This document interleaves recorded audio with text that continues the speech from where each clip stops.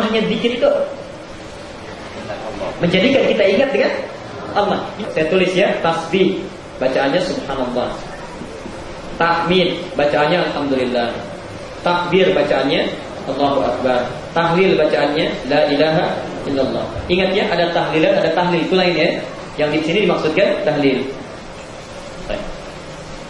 4 ini saya sudah pernah terangkan di pertemuan lalu, jadi saya persingkat saja. Tasbih, kata subhanallah, itu maksudnya menepikan segala sesuatu yang dapat memalingkan kita dari ketaatan kepada Allah. Maksudnya menduakan Allah dengan aktivitas. Tasbih subhanallah. Bisa, maaf sebelumnya ya, kita sedang bekerja, tiba-tiba ada panggilan Allahu akbar, Allahu akbar, salatnya kita teruskan misalnya pekerjaan kita, nantilah baru azan. Itu belum subhanallah. Orang subhanallah itu ketika dengan azan bisa dia simpan, dia tunda. Allahu akbar, Allahu akbar, subhanallah, tiba panggilan subhanallah, dia simpan pekerjaannya. Pergi ke masjid, dia tunaikan salat, itu subhanallah. Ibu sedang belanja, Allahu akbar, Allahu akbar, saya kan, walaupun sedang awal itu, orang yang subhanallah, Pak, maaf ya, sebentar, nanti saya balik lagi, saya salat dulu. Itu subhanallah. Tapi yang belum subhanallah, baru azan, Pak, teruskan aja dulu. Bahkan subhanallah ya, bahkan itu orang yang nawarkannya, udah nawarkan, Bu, barangkali mau sholat dulu, sholat bisa nanti Pak, nomor 2, belajar nomor 1 ya. Itu belum subhanallah, itu sudah parah itu penyakitnya ya. Orang yang subhanallah dia tepikan itu. Dia tepikan. Karena dekat dengan Allah, dia selalu ingin dekat dengan Allah. Begitu ada panggilan, dia kejar. Tahmid, alhamdulillah. Dia mensyukuri segala yang Allah berikan, mensyukuri ya. Jadi orang ini selalu, kalau orang alhamdulillah itu selalu positif. Gak ada pun masih alhamdulillah, gak pegang apapun masih alhamdulillah, dan gak ada motif-motif lain dan kalimat yang menyertai untuk bisa menafikan makna alhamdulillahnya. Jadi saat dia tidak punya sesuatu pun, yang dilihat apa yang dia punya. Subhanallah, datang orang misalnya, datang pakai motor, kita datang pakai sepeda misalnya, Pak, pakai sepeda Pak, alhamdulillah.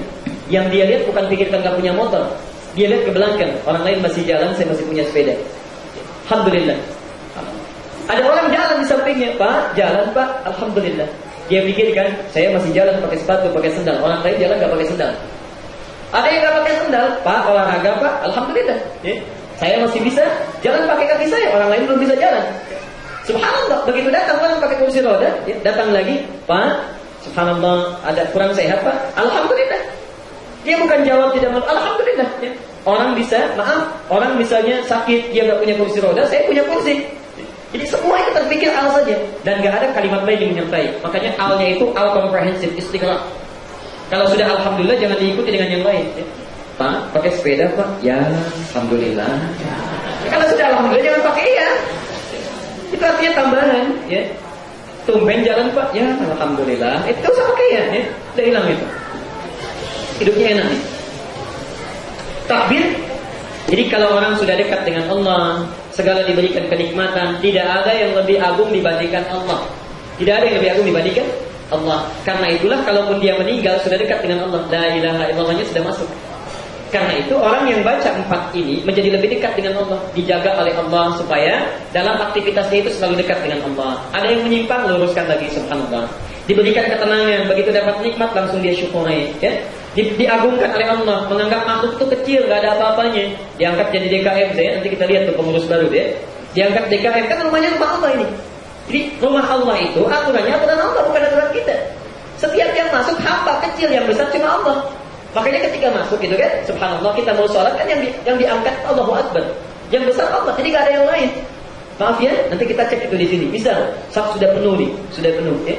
Di luar pintu, kedudukan masih beda. Ada Pak Wali Kota misalnya, Pak Wali Kota mau datang nih, kedudukannya lebih besar beliau dibandingkan kita. Di luar masjid, masuk masjid sama. Jadi kalau orang Allahu Akbar itu, Pak Wali Kota ketinggalan, maaf Pak, Bapak duduk silakan di tempat Bapak datang. Begitu datang terlambat, ya di situ duduknya. Kadang-kadang mohon maaf kita lupa nih, Bapak Ibu sekalian, Pak Wali Kota sudah 5 menit lagi mau datang, tolong saf terdepan dikosongkan dulu untuk beliau dan tamu yang menyertainya. Itu tidak tepat itu. Itu bukan Allahu Akbar. Jadi dia nggak ada yang takut dengan siapapun kecuali Allah. Tidak takut dengan siapapun kecuali Allah. Dan ciri ahli DKM itu ayatnya, tidak takut kecuali pada Allah. At-Taubah ayat 18 itu.